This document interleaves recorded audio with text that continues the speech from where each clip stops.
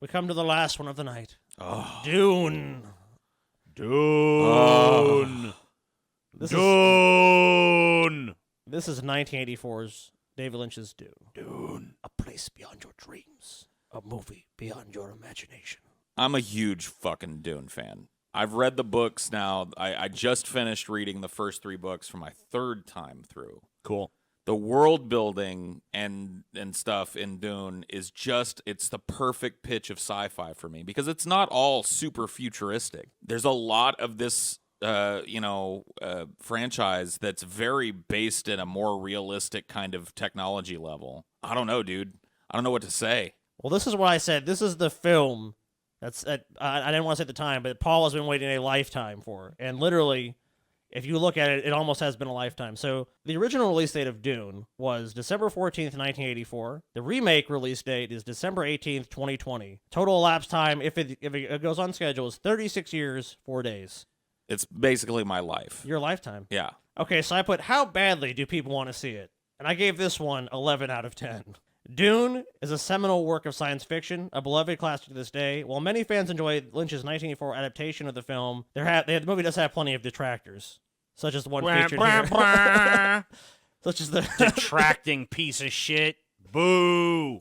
TJ just doesn't get it, dude. Boo. You just don't fucking get woke. it, TJ. Yeah, I just don't get it. So this is a picture here of Jodorowsky's Dune. The Dune that should have been. So we watched, you and I, Paul, we watched a documentary. It was actually, you had watched it first, but you turned me on to it as well, about this Jodorowsky's Dune by the crazy, I think he's a Spanish filmmaker. Yeah, Alejandro Jodorowsky. Yeah, and he did some stuff like The Holy Mountain and Santa Sangra and all these crazy movies that are really well made. And he's like an art house director. Yeah, but he had he had like a crazy brilliant plan to adapt Dune, and that was back in 71, I think. It said, well, let me look at Sky's research here. In summer 1971, film producer Arthur P. Jacobs optioned the film rights to Dune, but died in summer of 1973, while plans for the film, including David Lean, already attached to direct, were still in development. So I guess that in 1974 reverted to the rights reverted to a dude named Jean-Paul Gibbon with Alejandro Jodorowsky attached to direct. And you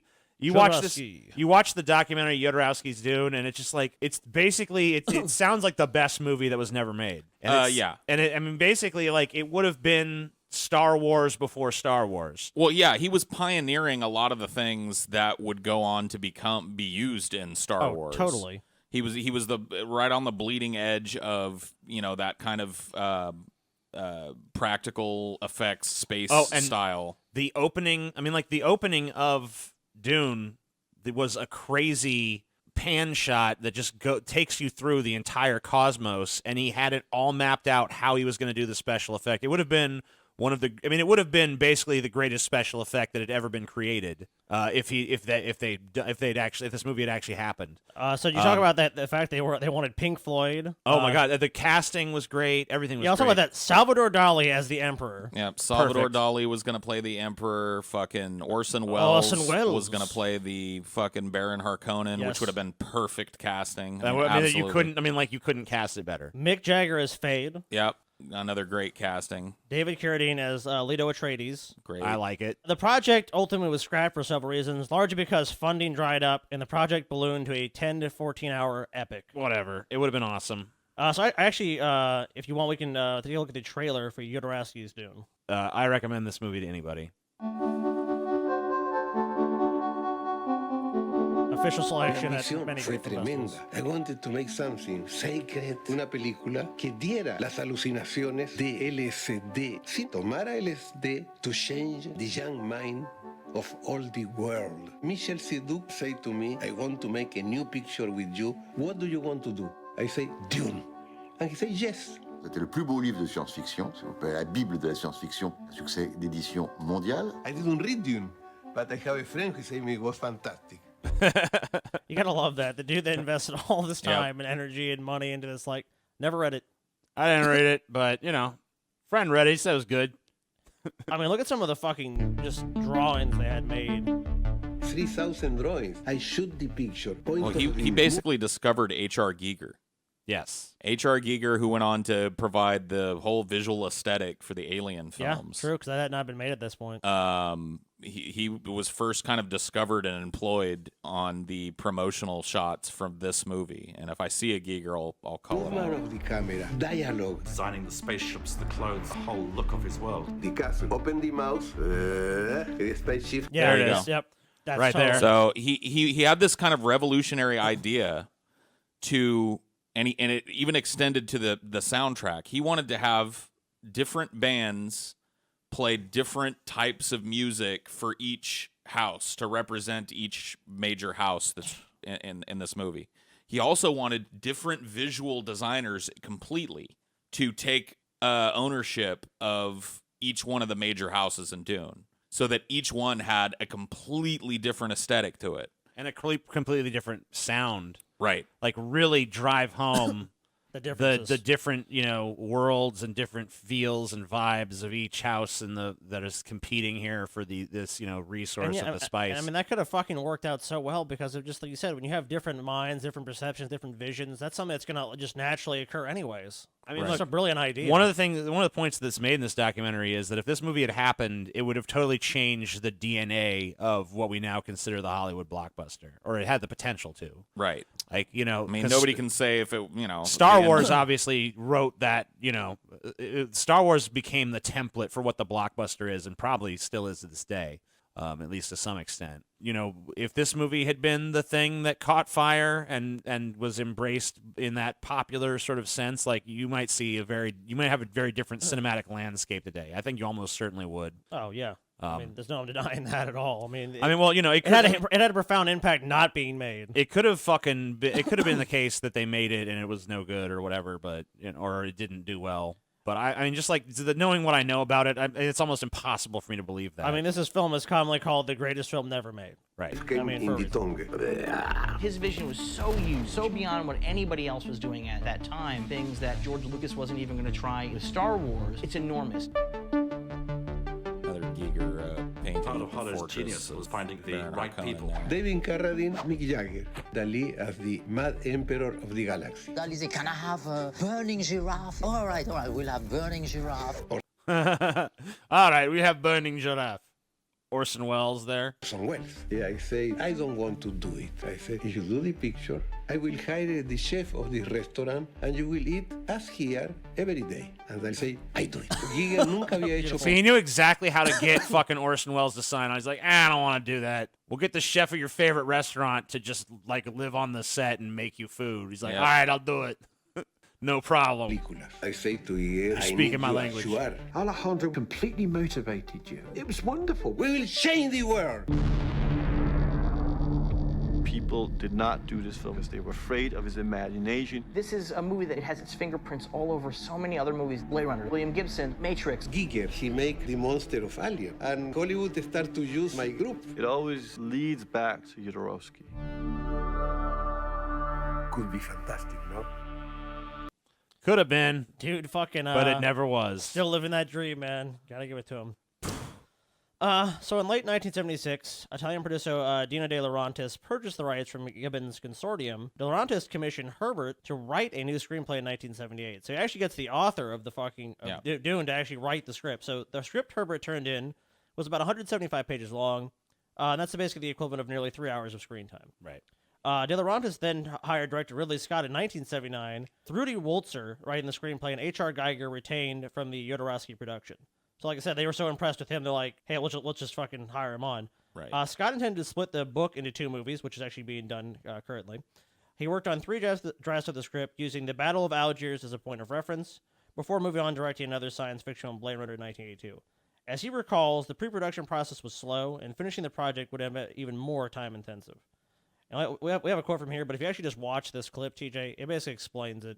Okay, so this is Ridley Scott talking about Dune. And maybe skip like 10 seconds in. We tried to get Ridley from the outset, but he was at that point planning to do Dune. Okay, that's fine. As I was mixing Alien, Michael Dealey had come to see me at EMI, and I'd known Dealey from his days with EMI. And he said, I got this script, called Blade Runner, and I said, I don't really want to do another science fiction, I just finished one. So, but I'll read it. I read the script, which is Hampton Fancher, was called Dangerous Days. And I turned it down. Ridley Scott was going to be the original director on Dune, and Dino De Laurentiis hired him, and their sets were being built. They were going to shoot it, and it was going to be based on the novel, and it was going to be this large-scale science fiction film. I was attracted to Dune because it was beyond what I'd done on Alien, which was kind of hardcore, kind of horror film. And Dune would be a step very strongly, very, very strongly in the direction of Star Wars. At this point, something rather sad happened, which is that Ridley's older brother died rather young, obviously. And Ridley was in some depression. He really had to get to work, wanted to do something. When he's working, he's working. So basically, he was all set to do it, but the amount of work and his older brother dying of cancer, he's just like, I'm not the one to do this movie. So, you know, yet again, it's just falling by the wayside. So another director, another project falls by the wayside with Dune. So, yeah, again, we get still, it seems like, are we ever going to get a Dune movie? I mean, it's been options in 1971. It came out in 1965. At this point, it's almost been 20 years. So we finally get Lynch's screenplay and direction. So in 1981, the 9-year film rights were set to expire. De Laurentiis renegotiated the rights from the author, adding them to the rights of the Dune sequels, written and unwritten. After seeing The Elephant Man, producer Raphael De Laurentiis decided that David Lynch should direct the movie. Around that time, Lynch received several other directing offers, including Return of the Jedi. He agreed to direct Dune and write the screenplay, though he had not read the book, or known the story, or even been interested in science fiction. Lynch worked on the script for 6 months with Eric Bergen and Christopher Davor. The team yielded 2 drafts of the script before they split over creative differences. Lynch subsequently worked on 5 more drafts. So already you can see from that, David Lynch is probably not the ideal person to direct Dune. This movie just has a fucking fraught history. Well, It really does. I think there's a reason for it, honestly. You think the story is just so complicated and expansive that it's not just really hard to necessarily do? complicated, because I don't want to represent it as overcomplicated, but expansive definitely covers it. I mean, it is literally a book that if you go into the trilogy, it's about everything on the linear time scale. I mean, it's not just this small kind of sci-fi story that takes place on one planet. It's literally expands the boundaries of reality and how that interplays with this far distant time. It's insane how much detail and world building and story building went into creating this universe, and translating that into movie form is no fucking small feat. Not at all. If you're trying to capture what made the book great, which is exactly what I just mentioned. Right. So, you know, that's a tall order.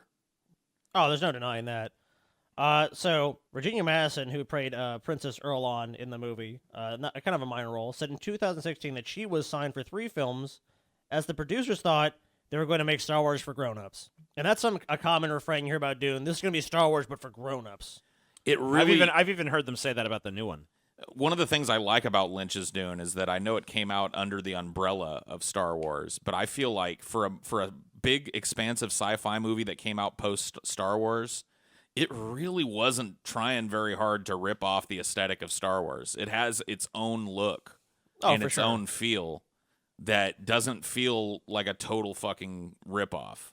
So on March 30th, 1983, with the 135-page 6th draft of the script, Dune finally began. 6th draft. So 6 drafts. 6th draft of the ones starting with Lynch, though. Yeah, with Lynch. Not overall, because obviously there were way more scripts before that. I mean, there's tons. Right. So many attempts to make. Well, Frank Herbert wrote the script for the Ridley Scott one that never went anywhere. Then they had other ones. So I mean, yeah, this is basically, of course, Jodorowsky's. I mean, he wrote some scripts. He probably wrote more than one. I'm sure. Yeah, there's many drafts of this movie. There's many conceptions of this movie. So there's something I learned. It was shot entirely in Mexico with a budget of over $40 million. Dune required 80 sets built on 16 sound stages and a total crew of 1,700. Yeah. I mean, so when Paul was talking about the scale, like, just think about that. This is back in 1983. The studio's basically putting up $40 million. They have 1,700 people, and they have fucking 16 sound stages. I mean, it's just crazy, the scope of this movie. It's another thing that's great about this movie is, like, the set design and set piece action stuff that they did, the green screen and the crazy fucking practical effects that they did, the costuming. It all reflects just like somebody spent a lot of money to make this film. And it helps. It helps to kind of establish some of the sweeping nature of the story. So the rough cut of Dune, without post-production effects, ran over 4 hours, but Lynch's intended cut of the film, as reflected in the 7th and final draft of the script, so by the way, we finally get to lucky number 7, was almost 3 hours long. So you think, okay, 3 hours, I mean, that could work. Universal and the film's financiers expected a standard 2-hour cut of the film. So, of course, the studio's like, no, 3 hours, that's too fucking long. We need a 2-hour fucking movie. Dana De Laurentiis, his daughter Rafaela, and Lynch excised numerous scenes, filmed new scenes that simplified or concentrated plot elements and added voiceover narrations. So, Paul, what you just talked about is just like they basically, a lot of the world building and stuff they did, that just gets cut out and is simplified. Like the whole beginning thing in Dune is actually one of those things. Like when they talk about, they have the spice melange and they talk about all that. I mean, it opens like the book does. The book opens with this narrative from Princess Irulan. So they ended up just going that route rather than showing some big sweeping intro. I've read a little bit about the stuff that hit the cutting room floor. I would love to see like a full 3.5 hour cut of, this movie, but it's not the greatest movie ever made, but it's definitely not a terrible film that like some people try and make it out to be. According to this, contrary to rumor, Lynch made no other version besides the theatrical cut. So if people were hoping for some Lynch director's cut, that ain't happening. Right. A television version aired in 1988 with 2 parts totaling 186 minutes, including a What Happened Last Night recap and second credit roll. Lynch disavowed this version and had his name removed from the credits, Alan Smithy being credited instead. I gotta love that Alan Smithy credit. This version has been occasionally released on DVD as Dune Extended Edition. Several longer versions have been spliced together. Although Universal has approached Lynch for a director's cut, Lynch has declined every offer and prefers not to discuss Dune in interviews. So he is kind of personally ashamed of this movie. He's basically disavowed this movie. He doesn't like it. He doesn't want to fuck with it. He's just like, fuck that. I'm on to other things. It's a shame. And another thing is, I remember when we were watching Jodorowsky's Dune, the documentary. Obviously, since there's no actual movie. I remember Jodorowsky just talking about like how heartbroken he was when this movie was finally happening. And he said he sat down in the theater and was watching it, and he's just like, "Oh, this is horrible because it's going to be David Lynch, and he's going to make this brilliant version of Dune, and then I'll never have," because he still hadn't let go of the dream of having his own version of Dune. Yeah, especially at that time. And so he watches the Lynch version. He's like, "Oh, this is ass." Okay, so I don't even have to worry about this because this is terrible. But obviously. Let's do the critical reception of this film. So critical response, 53% from critics, a little bit more forgiving from the audience, but still not a tremendous score. Rotten from critics, 47 users, audience score 66%, with about 70,000 users having rated it. Who cares about all these plebs? There's one particular guy I really want to hear from, TJ. Who's that? I think you know who it is. Who is it? Fuck this. Who is it? It's Paul's rival. Ugh. Roger Ebert, Paul's buddy. 1 star, Paul. Do you feel that's fair? No. No, I don't think it's anywhere near fair. I mean, like, I wouldn't give this like a 4-star. I don't know what his stars went up to. Was it 4 or 5? I think it was 4. Yeah, I believe it's 4. So yeah, I wouldn't say this is a 4-star movie, but a 1 star. I mean, come on. It took Dune about 9 minutes to completely strip me of anticipation. This movie is a real mess, an incomprehensible, ugly, unstructured, pointless excursion into the murkier realms of one of the most confusing screenplays of all time. Even the color is no good. Everything is seen through a dusty yellow filter, as if the film left out in the sun too long. Yes, you might say, but the action is, after all, on a desert planet where there isn't a drop of water and there's sand everywhere. David Lean solved the problem in Lawrence of Arabia, where he made the desert look beautiful and mysterious, not shabby and drab. This is not supposed to be a terrestrial desert, though. Well, whatever. Fuck this guy. Roger Ebert doesn't know what the fuck he's talking about. Let's go to the bottom to his conclusion, TJ. All right. Nobody looks very happy in this movie. It's not a happy movie. Actors stand around in ridiculous costumes, mouthing dialogue that has little or no context. They're not even given scenes that work on a self-contained basis. Portentous lines of profundity are allowed to hang in the air unanswered, with additional characters arrive or leave on unexplained errands. Dune looks like a project that was seriously out of control from the start. Sets were constructed, actors were hired, no usable screenplay was ever written, everybody faked it as long as they could, some shabby special effects were thrown into the pot, and producers crossed their fingers and hoped that everyone who had read the books will want to see the movie. Not if word gets out, they won't. Wow. I think it's overly harsh. I think the movie looks really cool during a lot of its runtime. Well, hey, I mean, did we at least get a successful film out of Dune? I mean, look, there's a lot of problems with it. Nope, not at all. No, we didn't. Domestic opening, $6 million. Just kind of flopped. International didn't seem like it received one. What was Overall, the budget? The 40 million. 40 million. Yeah, it's a 30 million worldwide. So I mean, they flushed 10 million down the toilet with this one. Probably a little more. A lot more. They extensively promoted this film. And not to mention, I mean, like does that $40 million budget really count the years and years and decades that this script was in fucking development? I'm sure it doesn't. Probably not. How many people how much sweat and blood and tears went into trying to make this movie, and unfortunately, just not able to get a successful film at the end of it. So no light at the end of the tunnel, but maybe there's light at the end of the new tunnel. Before we get to this, well, yeah, we got to talk about this. We got to talk about guess. this. I forgot about this. Now, one. before we continue, let's get some out of the way. Well, we're aware that this exists, and if you're listening, it's unfortunately Sci-Fi Channel's stab at making Dune. It is. I think it's one of the reasons why the Lynch Dune holds up so well for me, because this was the most disappointing piece of shit I ever saw. That's why I wrote about it. This version is total garbage, not only in its scope, but its execution. Additionally, here's part of my argument as well, not to include this and say this is actually a film version. It's classified on IMDb as a TV miniseries. Arguably, you could say it's a Dune film, but I wish it would just be devoured by a fucking sandworm. This is garbage. This is horrible. remember I sat through all of this. I did as well. We watched it I don't together. know why, but I sat down and I watched this from start to fucking finish, and I think it's like 6 hours long or some shit. It is incomprehensibly long. It's so long, and it's so boring, and it's so bad. And it's like they do actually get to most of the plot points of Dune. Yeah, that's but true. it's done so lovelessly and artlessly, and it feels rote. It feels like there's no, like I said, there's no scope. There's no it's real. like, vision then they to go this. here and do this. Then they go here and It's do like this. they Then tried. they go here and do this. It's like they tried to cure the fact that look, we have this vision. You know, we see Jodorowsky's doing it's 10 to 14 hours. There's some crazy vision, and we see David Lynch's too condensed down. So we're gonna kind of make this where it's a series where we're gonna get like 3 parts of this, and it's gonna be like 2 hours apiece, and it's gonna be great, and it's gonna cover all the shit that was left out in these other ones. And like you said, it's just a loveless treatment of the material. It's pretty horribly cast. Yeah. Like, none of the primary characters are all that great. The visual design element of it is just so fucking... It's ass. It's bargain basement and shitty. I mean, it just, like, has no scope or no vision at all. Let's look at the fucking cover here. This doesn't make me feel like this is Dune. This just makes me feel like this is the fucking ripoff of Dune that you find in, like, you know, where it's called, like, Sand or something. This is not Dune. This does not have the scope or scale of Dune. And I just feel like if anyone tries to make that argument, this is garbage and it should be just disqualified from consideration. Oh, yeah. Paramount's in the game, though. The crazy thing is that, yet again, the version of Dune we're getting has been a long time coming. So in 2008, Paramount Pictures announced they had a new feature film adaptation of Frank Herbert's Dune in development with Peter Berg. I think I pulled a picture of him, TJ. Or maybe I didn't. I don't see I didn't. Okay, whatever. Doesn't matter. Is that Peter Berg? Nope. That's Denis Villeneuve. That's the new guy. So we don't have a Peter Berg. Oh, but Peter Berg, he did The Rundown and Friday Night Lights. So Yes. thank God that didn't happen. So he was set to direct. Berg left the project in October of 2009 with director Pierre Morel brought on to direct in January 2010 before Paramount dropped the project in March 2011. So basically they made some kind of furtive attempt to adapt it again with Peter Berg.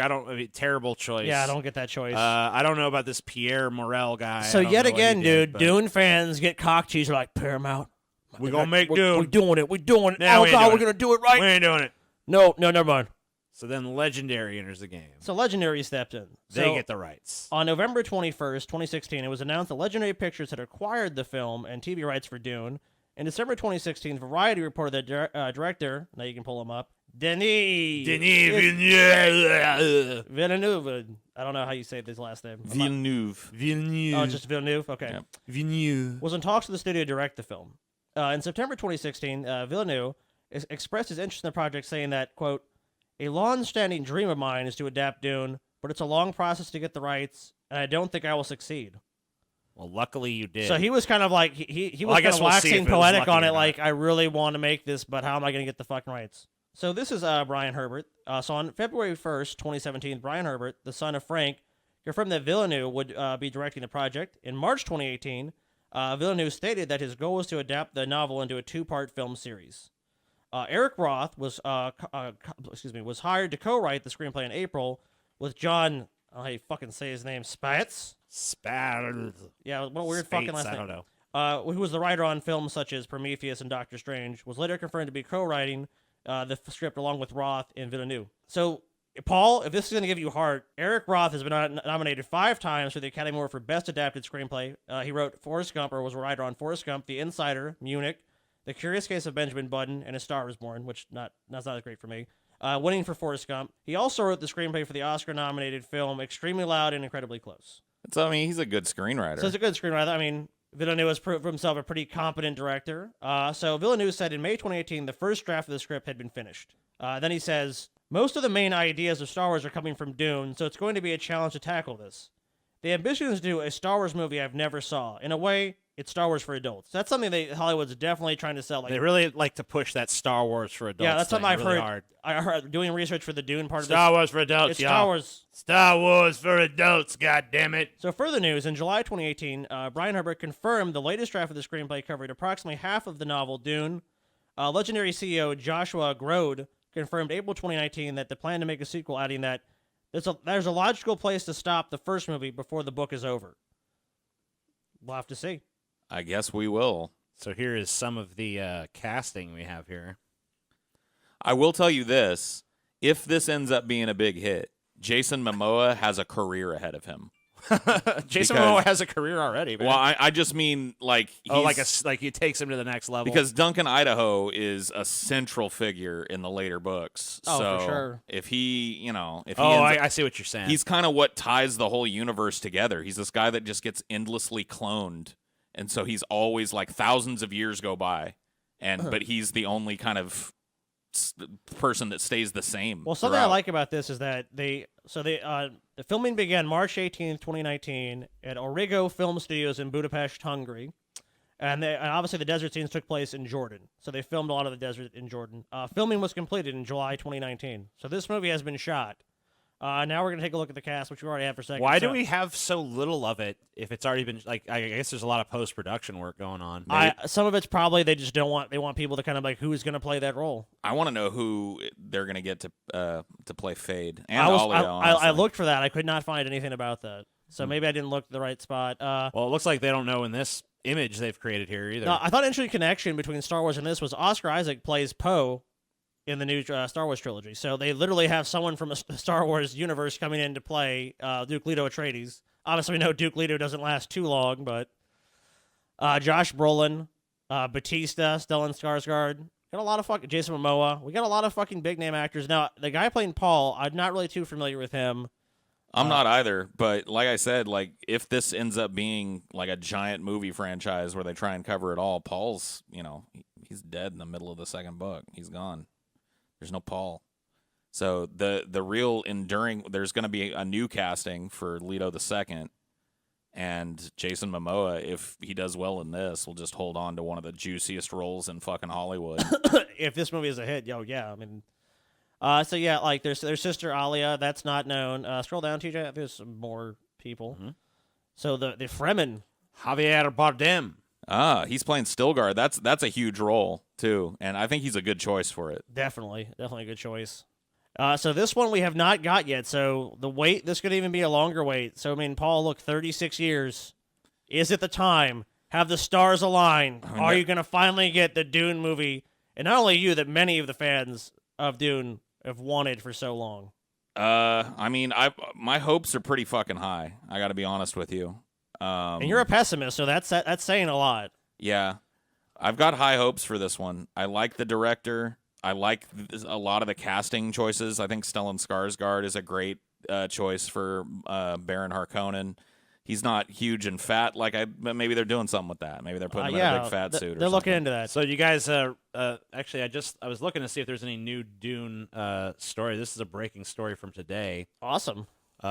First Dune remake footage earns big praise, gets compared to Lord of the Rings. Awesome. The first Dune footage has screened. The preview was shown to a small group of industry insiders and has already been hailed as epic. Principal photography wrapped not that long ago, and Denis Villeneuve is currently in the post-production phase to prepare the long-awaited movie for release at the end of the year. As the footage that was shown, it was mixed in with cast interviews and behind-the-scenes shots. It does not seem it was intended for public release, so don't expect to see it anytime soon. It'll be on the special edition DVD, I'm sure. blah blah blah blah blah. So the fact, I mean, like the news basically is someone somewhere has we'll go seen down. it. So basically, this guy Brian Clement is basically, it says, I think it's like a sci-fi author. According to or Brian something. Clement, Villeneuve has succeeded. And he has some tweets. I guess we can go take a look at. He had this to say and added some pretty crazy comparisons. As a follow-up, my opinion on new Dune based only on the footage I saw, since people are curious. I think this will blow people away the way Lord of the Rings did 20 years ago, the way Star Wars did 40 years ago. It's not Jodorowsky or Lynch, but maybe Villeneuve has filmed the unfilmable. High praise, for sure. While the new Dune probably isn't like Star Wars or Lord of the Rings, it seems that Brian Clement is positive the movie will leave a lasting impact on the world of cinema like the aforementioned movies did. Clement went on to describe the footage as a mix of grimy realism mixed with dreamy imagery, which sounds like Blade Runner 2049. Also, the promo footage contained a few shots of Timothée Chalamet as Paul Atreides, including a few in his still suit. A small amount of footage of Stellan Skarsgård as Baron Harkonnen was also seen in the Dune footage, along with a tiny bit of Jason Momoa. Brian Clement went on to tease that the choice of actor for playing Keynes will be a surprise for audiences, while David Bautista apparently looks creepy in the footage. As to when fans will get to see said footage or the first trailer, Clement has no idea, but knowing that the promo footage exists could mean that the trailer is on the way. I got to imagine a teaser is impending, right? The next really big movie is going to have a Dune trailer. I can't wait, man. I'm jazzed for the teaser trailer for this. I mean, yeah, like I want to see it. Deep Fat Pride.